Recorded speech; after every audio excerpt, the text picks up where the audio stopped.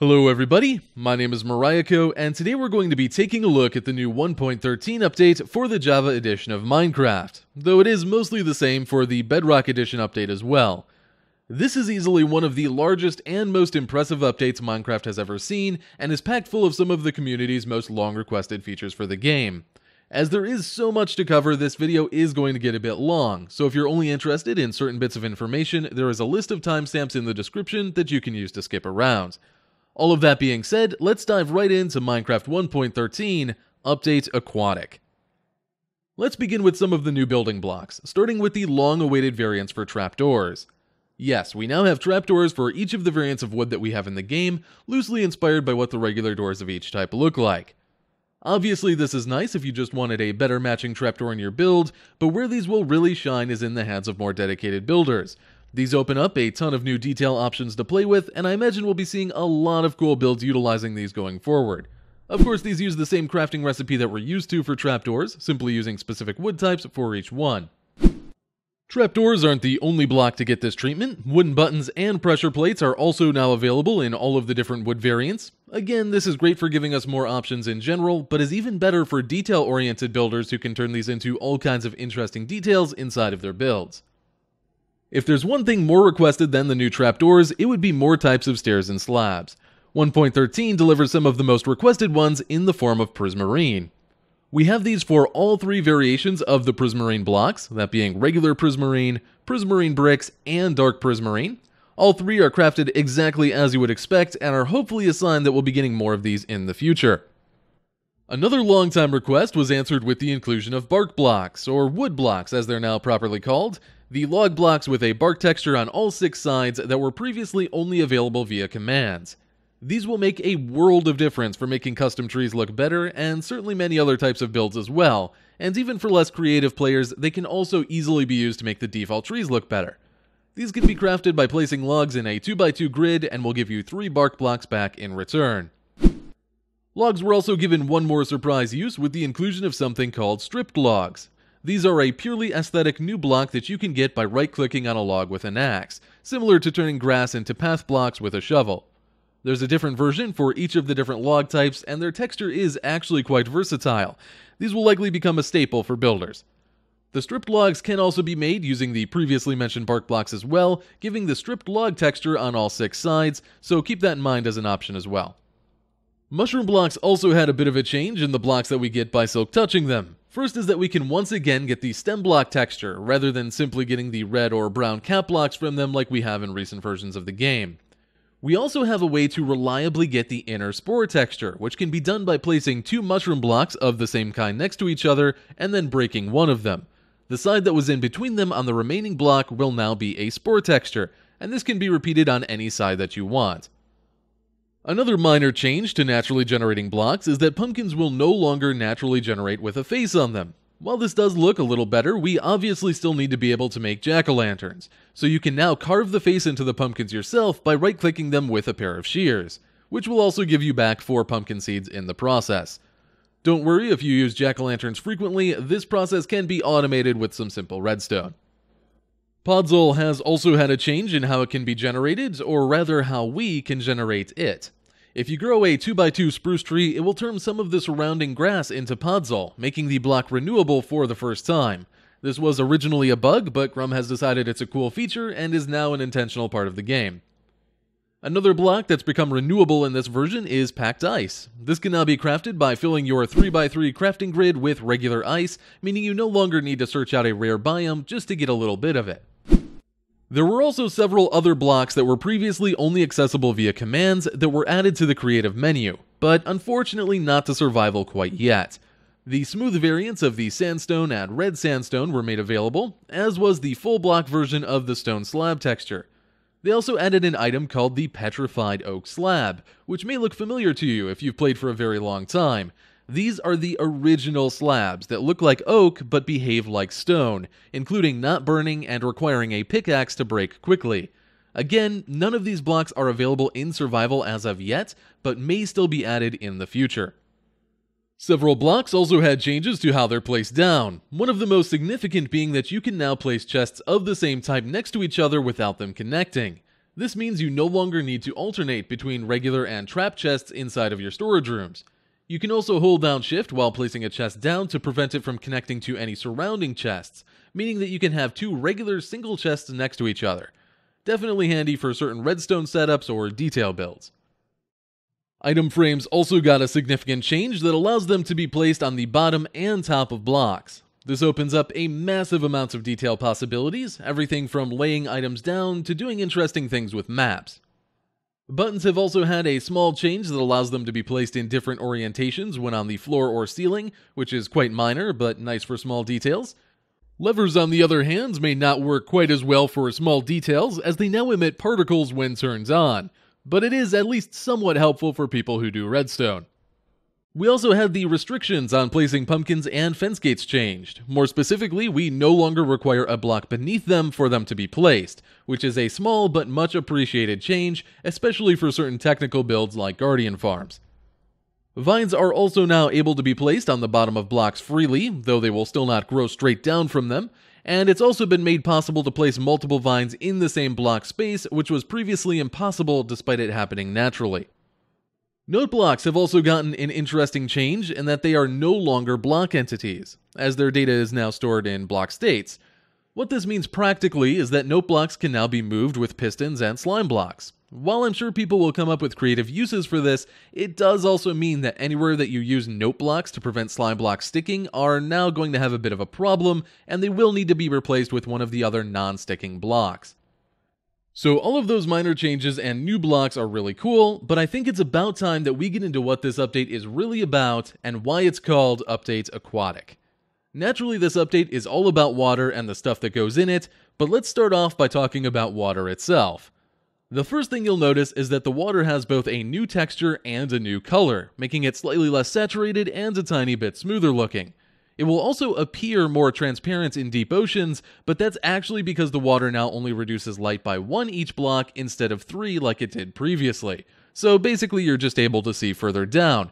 Though do note that previously generated water in old worlds is still blocking out light like it did before. So unless you update it, they will still appear a little bit darker. There is also more than one color to water now, but we'll talk more about that momentarily. First, let's look at what happens when you go underwater.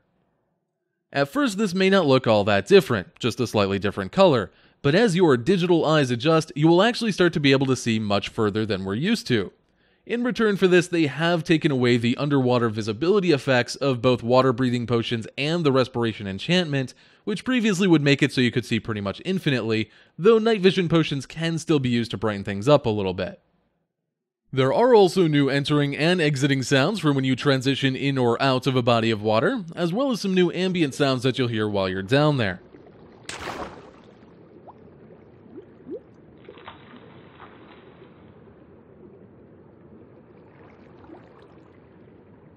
Hang out for a little while longer and you'll start hearing one of 3 new underwater songs composed by C418. These are lovely, but I'll leave it to you to head in game and discover them for yourself. Once you actually get underwater, there are a couple new mechanics to be aware of. First and foremost, the new swimming ability. If you sprint while moving underwater, you will begin swimming. Naturally, you move a bit faster, and because your character is horizontal, you can even fit into 1-block gaps, similar to what you can do with the Elytra, which makes for some pretty cool base entrances. Pressing shift will also make you dive downwards much faster than normal as well. Don't get too carried away swimming around at the bottom of the ocean though, because our breathing mechanics have also changed a little bit.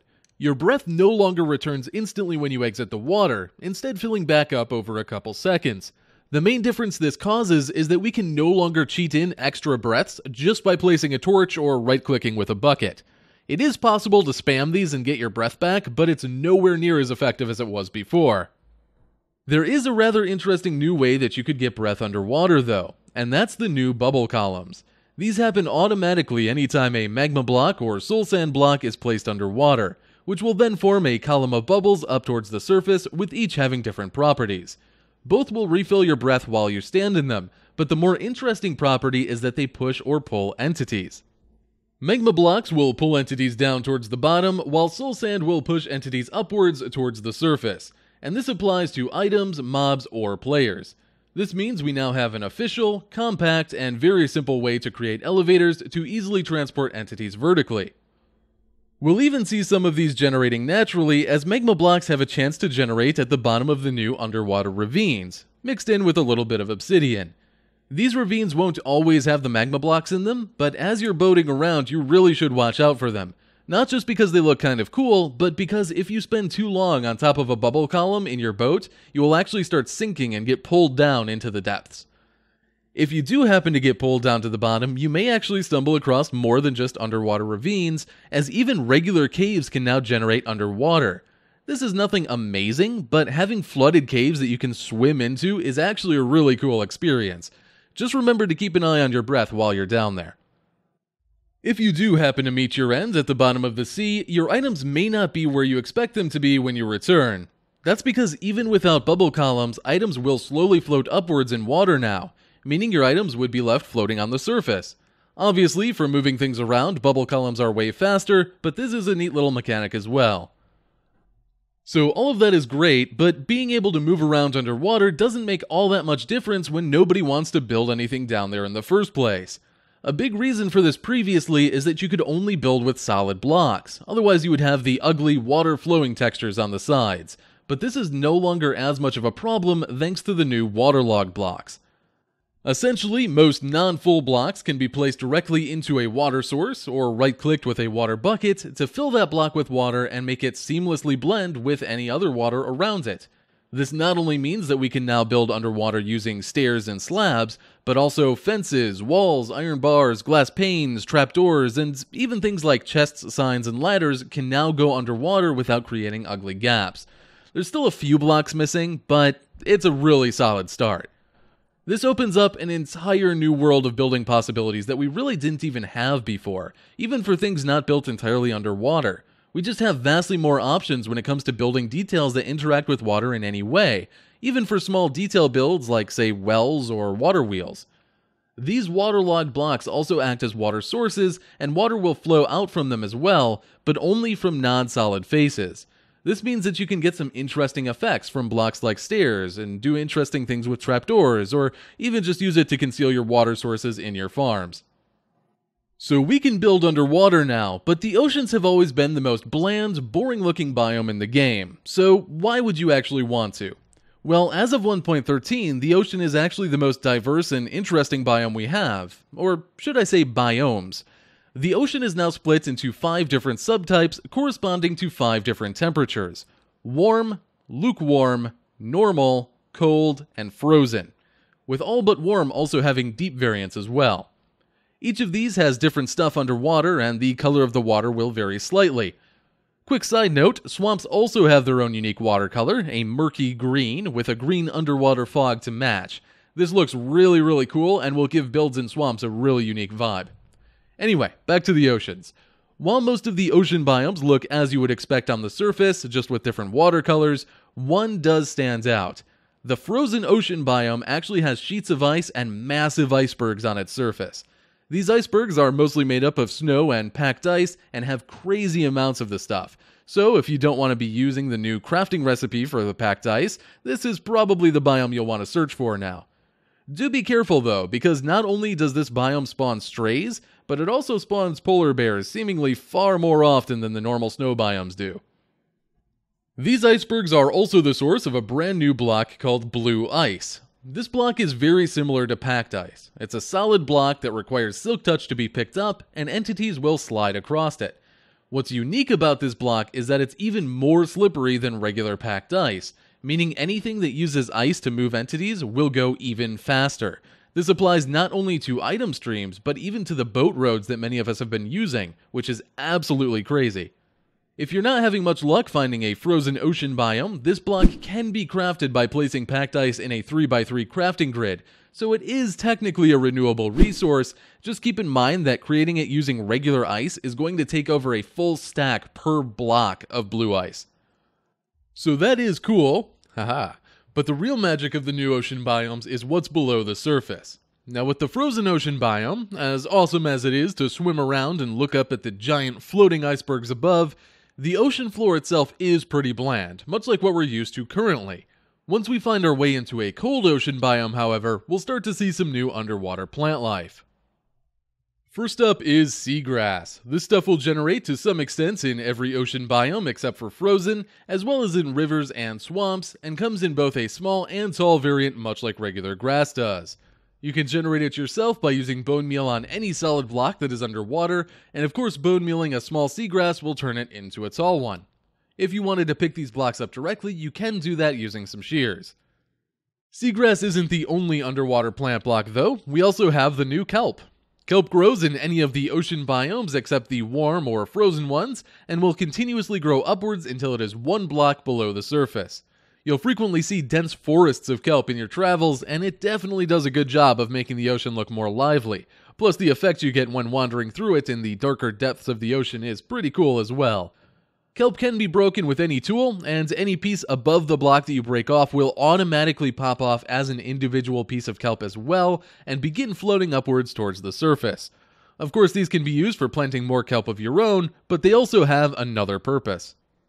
Cooking these pieces of kelp in a furnace will give you a dried kelp. By itself, this can be used as a food item, though it is one of the weakest options in the game, despite having the interesting property of being eaten very quickly. That being said, given how easily accessible it is, it could definitely save you in a pinch. There is still a good reason to farm these beyond emergency food though, and that is their storage block form. Like many other resources, you can combine 9 pieces of dried kelp in a 3x3 grid to get a new block, which of course can be converted back as well. These new blocks are called dried kelp blocks, and first off, they provide an interesting texture for builders to experiment with. These blocks also happen to be an interesting fuel source, with each one cooking 20 items. Now do keep in mind that you do need to cook 9 pieces of kelp to create each block, so the effective amount of fuel that you get per block is actually enough for 11 items, but for something that is easily and infinitely farmed, it's still a pretty interesting option. Now heading back into the ocean, we have our seagrass and our kelp, and those are great. They will even continue as we head up into the lukewarm ocean biomes where the ground switches over to sand, but if we go one step further into a warm ocean biome, we'll stop seeing kelp and we will instead have a chance to find something far more vibrant.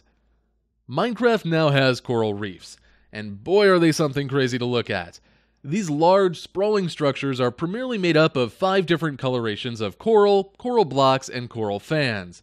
These are the blue tube coral, the pink brain coral, the purple bubble coral, the red fire coral, and the yellow horn coral.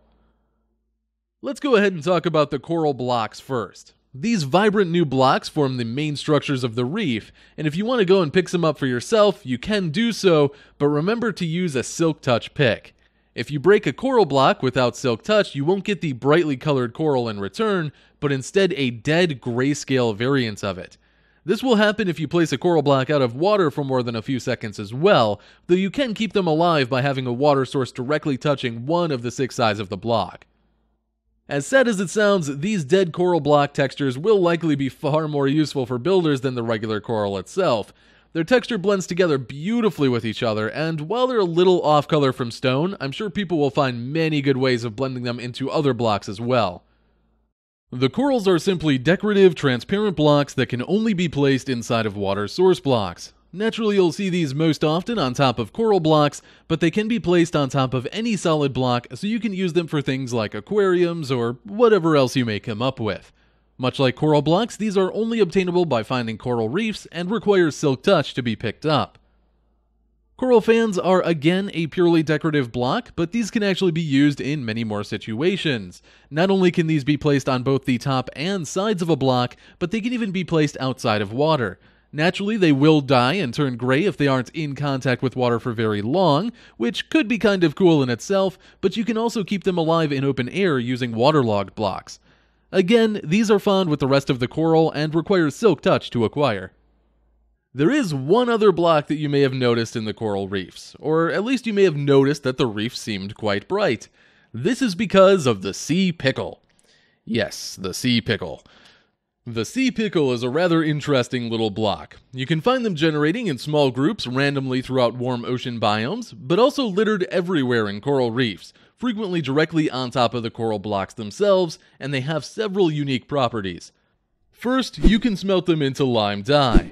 Much more interestingly, you can also place up to 4 of them in a single block space, which not only looks pretty neat, but it also ties into another cool feature, which is that they emit light when underwater.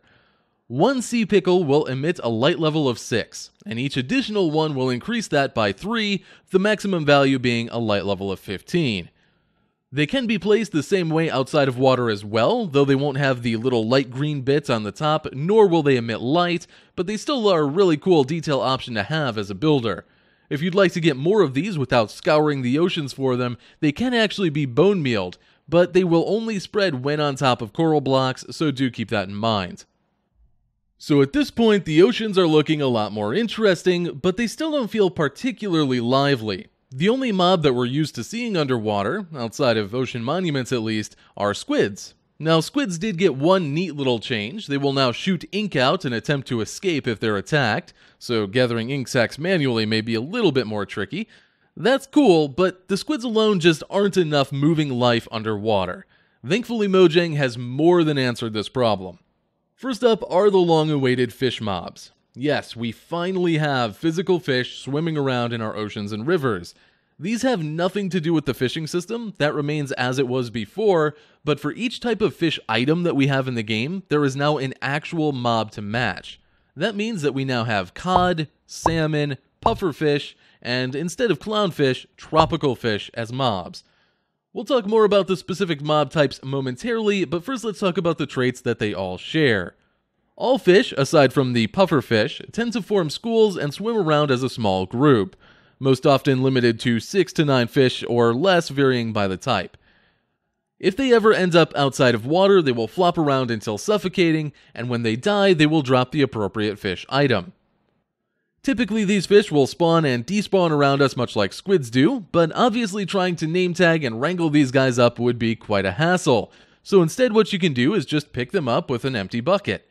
This will allow you to capture that particular fish, and when you right-click again, it will place down a water source block with the fish inside of it.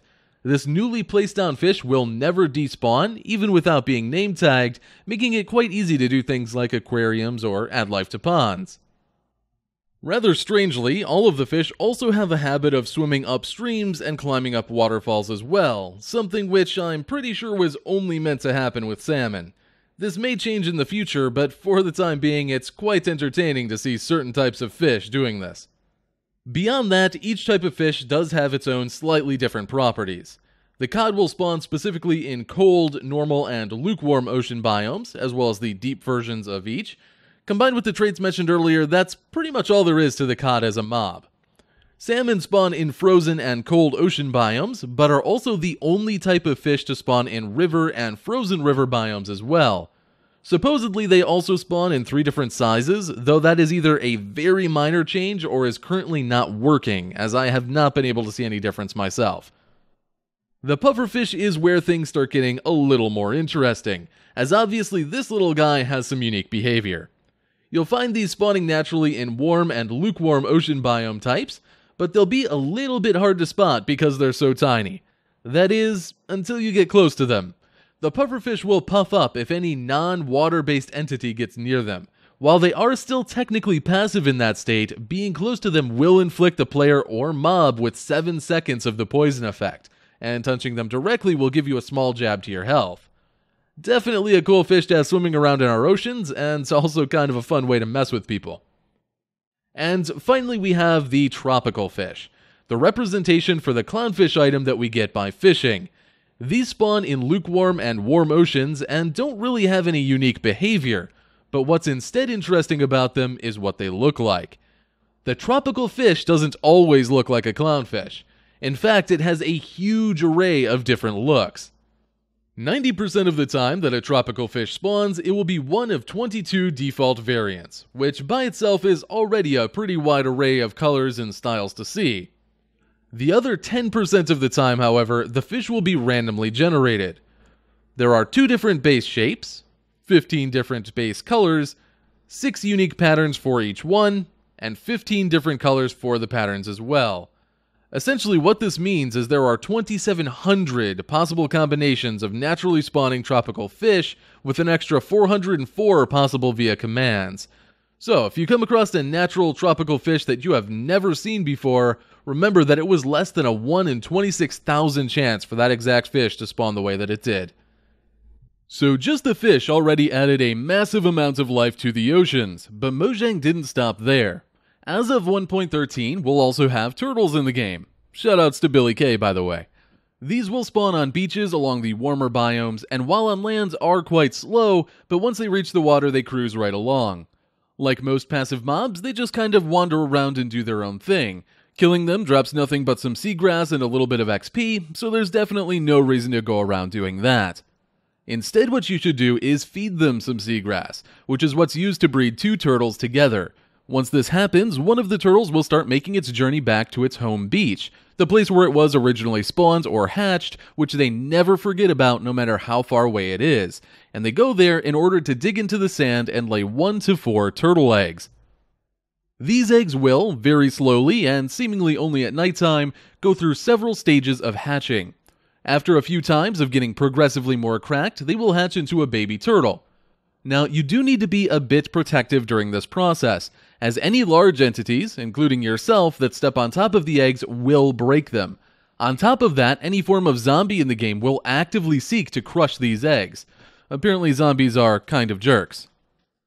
Unfortunately, even after they hatch, the baby turtles still aren't safe, as any form of zombie or skeleton, as well as wild ocelots and wolves, will all try and attack the baby turtles.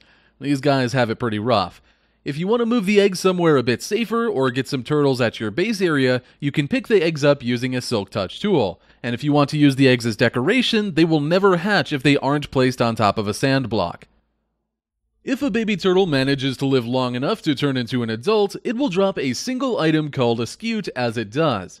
This is a unique crafting material that, when you manage to collect 5 of them, can be turned into a turtle shell. This turtle shell can then be worn as a helmet, giving the same protection as an iron one, and also provides you with a short water breathing effect. Basically, you're given a constant 10-second buff of water breathing, which will start ticking down as soon as you go underwater, and will refresh instantly when you resurface. You can put all of the normal helmet enchants on it as well, though only by using an anvil and books, but it's probably not going to quite replace our diamond helmets.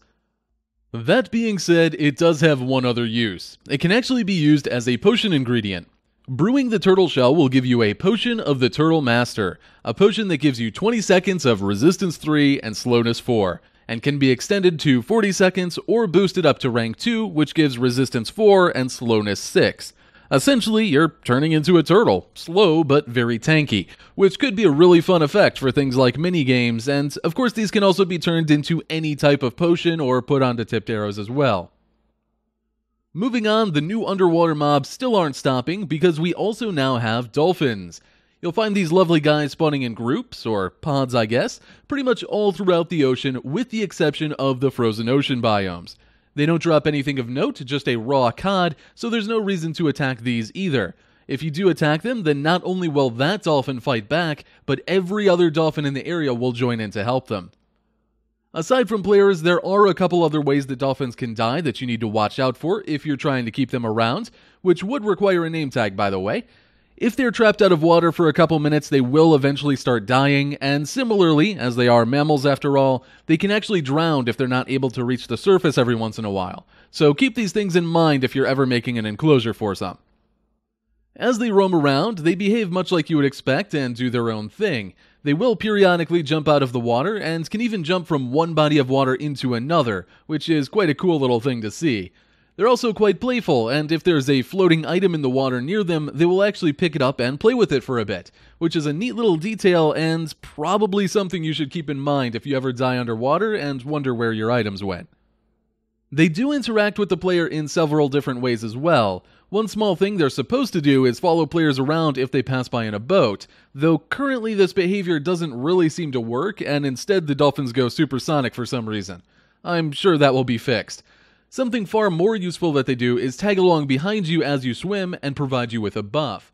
The Dolphin's Grace buff will increase your swimming speed significantly, up to roughly the same speed of a boat, which is pretty awesome as you're exploring all of the new underwater stuff.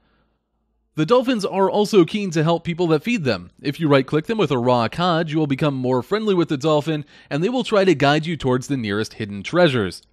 Yes, there are now treasures beneath the sea hidden away in a couple new kinds of structures. The first of which are the underwater ruins. These are ancient destroyed structures that you can come across in any of the various ocean biomes, with the ruins in colder biomes having a more stone-centric theme, and the ruins in warmer biomes made primarily of sandstone. These can generate in a huge variety of ways, with literally dozens of potential structures and varying numbers of buildings generating each time, as well as having a lot of other random blocks and stuff mixed in. But of course the big question is what they're hiding. Inside of these ruins you'll frequently find treasure chests, which typically don't contain a whole lot, maybe a decent enchanted book or a couple emeralds, but more importantly they have roughly a 45% chance of containing a treasure map. We'll take a look at those maps in a second, but first let's talk about the other place you can find them, inside of shipwrecks. Shipwrecks are another new structure that you'll periodically find across the ocean floors or even crashed into your beaches. These are made to look like old sailboats and you'll find them in many different styles. Not only can you find them right side up, sideways, or even fully capsized, they can also be made of multiple different wood types and can range from a nearly fully intact boat to little more than a hunk of wood. Depending on your luck, these can actually be a pretty good find as they generate chests that have 3 different types of loot in them. Supply chests will have some basic, cheap resources. Treasure chests can contain things like gold, lapis, emeralds, and even diamonds. And the map chests can contain things like books, compasses, empty maps, and most importantly, a 100% chance at a buried treasure map. Just one more thing before we talk about these new treasure maps, there is one change to normal maps as well. You can now place markers on your maps by placing down a banner and right-clicking it with the map that you're filling out. This will place a small banner of the same base color on the map itself, and if the banner is named, that name will also be displayed on the map. Breaking the banner and updating the map will remove that marker. So back to these treasure maps. Well, they behave in much the same way that the exploration maps that we got back in 1.11 do. Essentially, we'll be given an old-looking, uncolored map with a marker on it, and if we travel to that spot, we'll be able to find a buried treasure chest. This will usually be buried just a couple blocks down under a beach, or occasionally just underwater right off the coast. The majority of treasure in these chests isn't particularly amazing. You may get a couple emeralds or diamonds, but the big win from finding one of these chests is obtaining an item that can be found nowhere else in the game, the Heart of the Sea. By itself, the Heart of the Sea is effectively useless, but by putting it in a crafting grid and surrounding it with 8 of another new item called a Nautilus Shell, we get a new placeable block called a Conduit. The Conduit is essentially an underwater beacon. It emits a light level of 15 and gives us unique buffs, and much like the regular beacon, it also has certain requirements for what is built around it in order for it to be activated. The first requirement is that the Conduit needs water blocks on every side of it. Any type of water block will do, including waterlogged ones. The main key to activating the Conduit is surrounding it in rings of prismarine type blocks. Specifically prismarine, prismarine bricks, dark prismarine, or also sea lanterns.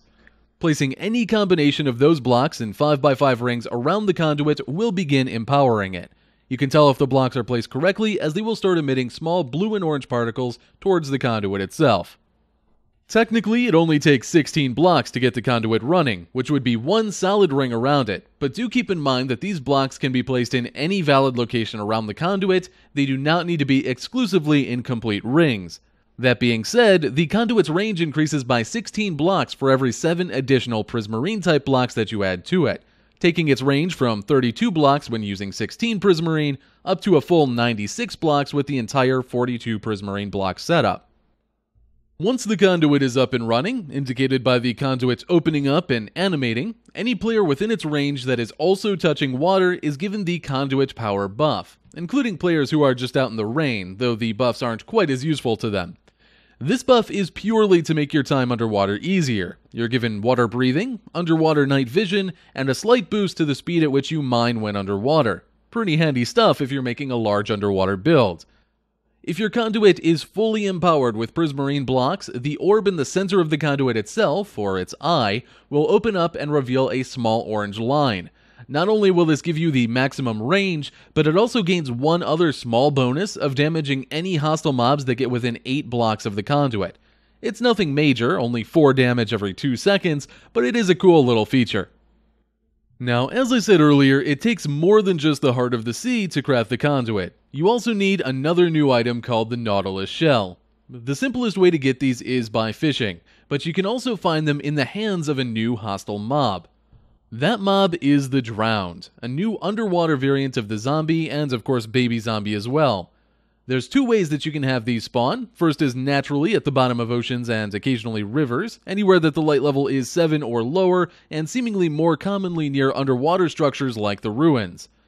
The other way is by having zombies or baby zombies enter the water. All undead mobs, that's every version of zombies and skeletons, now sink to the bottom when they enter deep water. Skeleton horses can even be ridden while underwater. In the case of zombies and baby zombies, after about 30 seconds they will start to shake, and 15 seconds later they will become a drowned. In the case of the husk, they will first transform into a regular zombie, and then into a drowned shortly after that. During the day, they typically wander around the bottom of whatever body of water they're in, only swimming up to attack if someone is in the water with them. But at night they will swim up towards the surface and will go after anybody they see, even if they're on land. The drowned usually doesn't drop much of interest when killed, other than the occasional gold ingot, but they're also relatively easy to kill, at least normally. It depends on what they're holding. So the drowned can spawn holding one of 3 different items that they have a small chance of dropping on death. First is the Nautilus shell described earlier, used to craft the Conduit. Second is a fishing pole, but third is a brand new weapon called the trident. The drowned will throw these at you pretty rapidly, and they do hurt quite a lot. You can block them with a shield if you happen to have one equipped, but if not, and you're not in decent endgame armor, you'll want to be careful. It is worth the risk to try and take one of these trident-wielding drowned down though, as there's a chance, roughly 8.5%, that they will drop the trident for you to pick up. The trident is easily the most unique weapon option that we have in the game. Granted, it is unfortunately a bit limited in its usefulness, partially due to its fairly low durability. It can be used as a melee weapon and has very similar damage and speed to a diamond axe, but it can also be used as a ranged weapon. Its range and maximum damage are slightly less than that of a bow, but it does have the unique property of not being slowed down when thrown underwater. Using an unenchanted trident as a ranged weapon can be cumbersome, however, because you're throwing the trident away each time and you need to go and physically retrieve it. So far, that sounds pretty useless, and combined with the fact that the only normal enchantments that can be placed on it are Unbreaking, Mending, and Curse of Vanishing, it doesn't actually sound all that great. But it does get better once you get your hands on one of the 4 unique enchantments exclusive to the trident. First is Impaling, a damage boost against underwater mobs that can go up to rank 5, similar to how Smite or Bane of Arthropods works. Unfortunately, this does not work on drowned as they're classified as undead, so it's only really useful in ocean monuments. Next is Riptide, which turns the trident's throwing ability into a way to propel yourself forward while underwater or in the rain, going further with each rank maxing out at 3. This is actually quite a lot of fun to play around with, especially with the Elytra, but it does unfortunately conflict with the last 2 enchantments and cannot be used at the same time as either of them. The third enchantment is Loyalty, which makes the trident return to you automatically after throwing it. If you're going to be using the trident as a ranged weapon, this is an absolute must. It goes up to rank 3, with each rank making the trident return faster than the previous. And the final and certainly coolest enchant is Channeling, though its use is very specific. To use the channeling effect, there needs to be a thunderstorm going on, and your target needs to be out in the open with nothing above them. If you throw your trident and successfully hit them, it will call down a bolt of lightning to strike your target. Not only is this just cool in general, but it also gives us a way to control lightning strikes, meaning we can do things like turn pigs into pigmen, villagers into witches, but most importantly, creepers into charged creepers. This used to be a massive undertaking if we ever wanted to get mob heads, but now it's just a thunderstorm and a right click away. So overall, the trident isn't likely to take over as one of our main weapons. It could be good for taking over an ocean monument or zipping around underwater, and it's particularly great if you want a charged creeper for something, but that's about it. You'll probably still want to keep a well-enchanted bow on you as your main ranged weapon, especially because there's a new mob that you may have to deal with. That mob is the Phantom, also known as Mob B from the Minecon Earth vote, though it has changed quite a lot since then. The Phantom is a hostile, undead flying mob that spawns around and attacks sleep-deprived players. Essentially, if you do not sleep in a bed at least once every 3 in-game days, the Phantom will have an ever-increasing chance of spawning in the skies above you at night or during thunderstorms. This won't happen if you're below sea level or have something that blocks skylight above you, but once you step outside, you're fair game. And don't worry, you only need to lay in your bed for a second, not fully sleep, so you can prevent this entirely even if you play on a server. Should you allow them to spawn, however, you're in for a bit of a fight. The Phantoms will circle around above you and periodically swoop in to take a bite out of you. If you manage to hit them while they're trying to do this, they will usually back off for a short while, but as they spawn in packs, it can be pretty hard keeping up with all of them at once. If you're getting overwhelmed, your only option is to find cover somewhere. And before you get any cute ideas about hiding underwater, do note that this does not slow the Phantoms down at all, and you'll just be a sitting duck. If you find yourself trapped somewhere, you can just sit it out until daytime when the Phantoms burn up and die automatically in the sunlight, as they are undead mobs. Just note that you still have to sleep to make them stop spawning when night rolls around again. There is one reason you may want to intentionally let these guys spawn though, and that's the phantom membrane that they can drop. These are the new way that you can repair your elytra, as the previous method of using leather will no longer work. So if you have an elytra that doesn't have mending on it, you're going to have to take on some of these guys eventually. These membranes can also be used as a brewing ingredient to give you a potion of slow falling. As you may imagine, this makes you fall slower, negating any fall damage you would receive, making it so you don't trample crops, and the extra airtime even allows you to jump slightly further horizontally. Naturally, these can be turned into any type of potion or even tipped arrows, and the effects can be extended with redstone, but not amplified with glowstone. There were also a couple changes to existing mobs, the most important being that baby zombies will now burn in sunlight. On one hand, this does mean that they will die out on their own without you needing to fight the speedy little devils, but do be careful because now if they reach you during the day, they can also set you on fire. There was also a significant change to the blocks inhabited by silverfish. These blocks have been renamed from monster egg to infested blocks, but much more importantly, they now break instantly when you hit them. This means you're no longer able to tell when you're hitting a silverfish block while mining. They will instead just immediately jump out into your face. Horses also got a bit of an upgrade, or a downgrade, I guess. Mojang thought that the horses felt too detailed compared to the other mobs in the game, so they simplified them a bit and removed some of their more intricate features. There's no getting away from the fact that these do look inherently worse as models on their own, which can feel a little bit unfortunate, but realistically you're not going to notice too much while playing normally. There was also an expansion to the recipe book system that was introduced in 1.12, and that's that it is now available for furnaces as well. Much like the regular crafting recipe book, this just shows you what you've learned to create and what you can create with the materials that you have in your inventory, just exclusively with smelted items. This is great for newer players, as there was previously no way to know many of these blocks or items even existed without seeing them elsewhere online. There is also a change more geared towards creative mode players, and that is the debug stick. This is a tool that we can use to change the block states of any block in the world, which can lead to a lot of interesting possibilities that we otherwise couldn't do without mods or third-party tools. In order to get this item, you need to have cheats enabled and type /give @p debug_stick. You can then left-click a block using the stick to select different block states, right-click to change the values of the block state, and shift-right-click to change them in the reverse order. There's a lot of really cool possibilities with this, so feel free to play around for a while.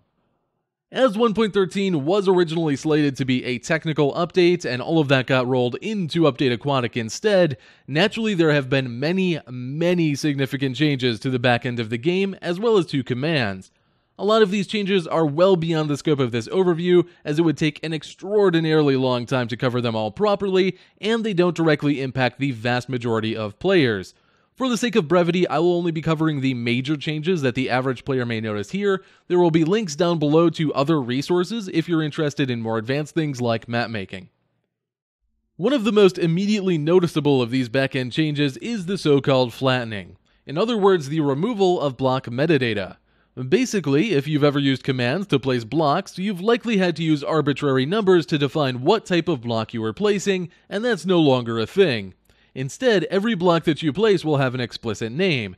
For example, white_wool instead of wool0 as we had before. If the block has multiple block states, for example lower and upper slabs or waterlogged blocks, that can be specified within brackets immediately after the ID. Basically, everything is much more written out and easily understandable, a change made across most commands. On that note, a lot of commands have also had other changes to their syntax as well. A simple example would be that changing game modes now requires you to actually type out the mode. You can no longer just use a number instead, though with tab complete it's not actually any slower. A lot of other commands are just arranged slightly differently to be a bit more clear. This does mean that old command block contraptions are going to be running into some problems, but they are relatively easily fixed, and there's also multiple people in the community making tools to help convert old commands into new ones. If all of these changes seem overwhelming for you, don't worry. Entering commands is now much easier thanks to a more robust autocomplete system, color coding built right into the chat, and better error messages. As you enter commands, suggestions for what can be placed next will pop up, and you can use tabs to cycle through them. Each individual piece of the command is color-coded and will be turned red if there's any problems with it. Combined with commands being much more easily understandable in general now, it shouldn't be hard to figure out how to make them work. Something that may have even more of an impact on the average player is the new datapacks. These are sort of like resource packs for gameplay. Instead of changing textures or sounds, they can change loot tables, recipes, advancements, or even add functions and utilize structure blocks. They're practically miniature mods that you can drag into your vanilla worlds and add all kinds of amazing things that commands and map-making communities create. All you need to do is drag a zip file or folder into the datapacks folder of your world, and you can enable or disable these in-game at any time using the new /datapack command. One more interesting thing I will note here is the addition of cave air and void air blocks. As you may guess, these are unique air blocks that generate in caves and in the void above and below the world. These don't do anything gameplay-wise, but do open up some interesting possibilities for map and command creators to do cool things, but also, combined with the end now being split into multiple sub-biomes, these may be the first steps in the other barren areas in the game getting updates in the near future. Again, there is a massive amount of changes to commands, and some of them open up some amazing options for new content to be made. Unfortunately, it's just way too much to cover here. As I said earlier, there are some links in the description if you would like more detailed information on this. That does lead us into another change into the core of the game that's given us a brand new type of terrain generation, and that is the buffet world.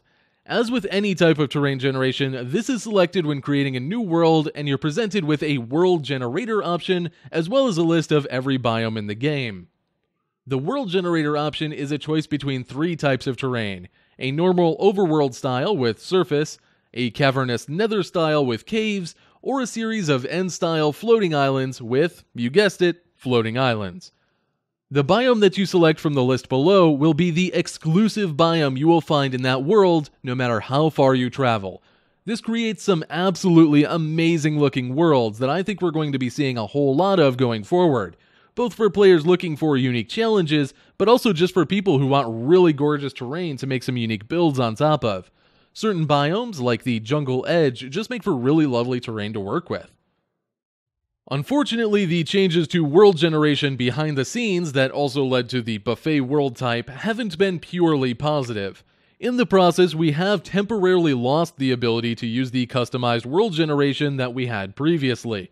We've been told these options will return sometime after 1.13 in a completely different way than what we had before, likely being more concise and easy to understand, but for the moment it's no longer possible to create new worlds with customized settings, and any old worlds that use these settings will have distinct chunk borders along newly generated areas. There are a couple other noticeable changes in the menus of the game. The first you'll notice being the lovely new main menu screen depicting all of the new underwater stuff. Hopefully they continue doing this for all future updates as well. I think it's quite neat. There's also a new world backup feature. If you select your world in the world select screen and click the edit button, you'll now see a new option to back up your world. This will save it inside of a zip file in a dedicated backups folder inside of your main Minecraft folder, which you can also open directly via another new button on the same screen. This backup feature will also automatically trigger when loading worlds into newer development versions as well, so be sure to use it liberally when doing so. You'll also find another new button on that same screen that says Optimize World. This button will update old worlds to the new 1.13 block system. Now this does happen naturally, even if you just go straight into playing, but if you want to minimize lag during these early stages, it would probably be a good idea to do this, even if it does take a while. At the same time, we did also lose a button in the options menu. The 3D anaglyph option is no longer available. This was the toggle for the old school red and blue 3D vision stuff, which was enabled almost exclusively by accident, so no big loss there. There are quite a few other relatively minor changes across the game as well, things ranging from small conveniences or extra features to things you will likely never even notice. There is quite a few of these, so I'm just going to list some of the more notable ones off and we'll bust through them nice and quick. First up, a lot of biome names have been changed. We no longer have the obscure Fs, Ms, or pluses in certain ones, and their names are a bit more descriptive. So for example, Taiga M is now Taiga Mountains. More notably, a lot of the base names have changed as well, ranging from minor ones like Swamplands to Swamp, or Ice Spike Plains to just Ice Spikes, but also major changes like Extreme Hills to Mountains, or Mesa to Badlands, or Roofed Forest to Dark Forest. Whether or not players will actually use these names, well, we'll see. Default shulker boxes are now an undyed version and can be dyed purple to match the color scheme established in 1.12. You can also remove the dye color from any shulker box by right-clicking them onto a filled cauldron, much like you can with leather armor. Dispensers can now be crafted with bows that aren't full durability, as can carrot on a stick with fishing poles that aren't full durability. Just a nice little convenience change. More blocks will now be displayed as you would expect on maps. Most notably, a lot of blocks that would only display if they had a solid block underneath them will now always show up. The creative menu was reorganized once again to be ordered slightly better and include new blocks, blocks that were previously only available via commands, and the mushroom blocks. And of course, one very key change, the flower pots in witch huts now have mushrooms in them. Very important. We also got 4 new advancements. You get these by catching a fish with a bucket, hitting a mob with the trident's ranged attack, and by hitting a villager with the channeling effect from a trident. There's also a few new death messages for being killed with the trident, being pushed into the void, and by being killed by the explosion of a bed in the nether or end. Fun fact, the killed by intentional game design death message was inspired by a bug report that you can be linked to by clicking the text in the death message itself. Just a fun little Easter egg. The output from the /seed command is now clickable to paste the seed into chat, giving you a way of easily copying it, and the locate command output can also be clicked to automatically teleport you to that location. Many tooltips now have different colors associated with them, beacons now have a sound, and natural leaves can now generate 6 blocks away from a log without decaying, so large, natural trees won't decay near as much as they have previously. Minecraft was also updated to LWJGL3. If you don't know what this means, don't worry about it. You don't really need to. Just know that it does mean various performance improvements and technical bug fixes. Notably, this fixed a lot of issues people were having with full screen mode, particularly on non-Windows machines. Full screen mode has also been changed to a windowed full screen mode, which for most people just means it will be a lot faster to tap in and out of the game when using full screen than it was before. There's also a FS resolution option in your graphics settings if you for some reason wanted this to be at a different resolution than your monitor. This does take us right into the bug fixes that we got with this version, of which there have been a lot, like a genuinely mind-blowing amount, and there were quite a few bugs that we commonly utilize that were fixed in the process.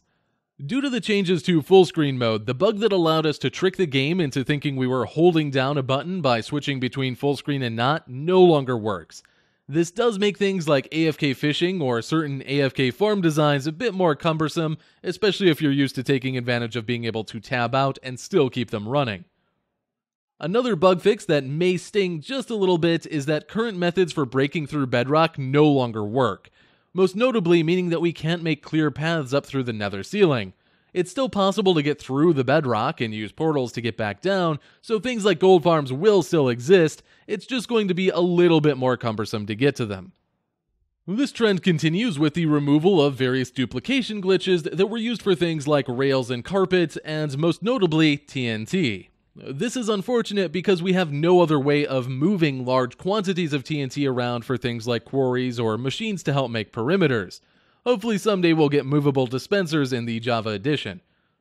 Speaking of losing convenient bugs, the bug that allowed sand to be converted into red sand, as well as concrete powder to be changed into any color, is also no longer a thing due to the new block system. If you're using a lot of red sand, from now on you're going to be spending a lot of time in the mesas. The most common design for micro farms, the simple ones that just block out light to pop off the crops, are also unfortunately broken in this version due to an unrelated change. You simply can't plant the crops in them anymore. Of course, there are still other working designs, it's just the most elegant one that no longer works. The trick for making blocks that have gravity float using too tall plants is also broken due to unrelated bug fixes, but thankfully another bug can still be used to achieve this for the time being. Simply place your block on top of an extended arm of a sticky piston, retract it, and you're good to go.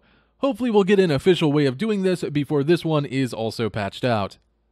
So enough of the negativity. Naturally there have been a lot of beneficial bug fixes as well. Obviously a lot of these were relatively minor, things like snow layers dropping properly when silk touched, hoppers being able to pull items from double chests when one side was blocked, water and lava are no longer affected by random ticks, which is a really big deal for machines that depend on those.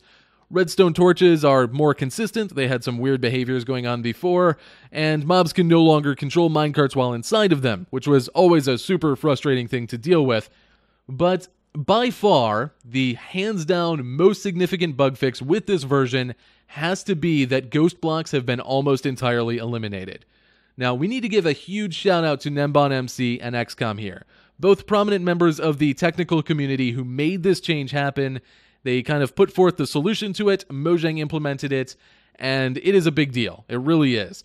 If you're not sure what I'm referring to, if you've ever been mining or digging with really fast tools and would occasionally find an invisible block where you had previously dug, or worse yet, got stuck on top of it, these blocks will still happen, but they will reappear automatically. So most of the time, I believe there's a very small chance of it still happening as it did before, but it should be pretty rare.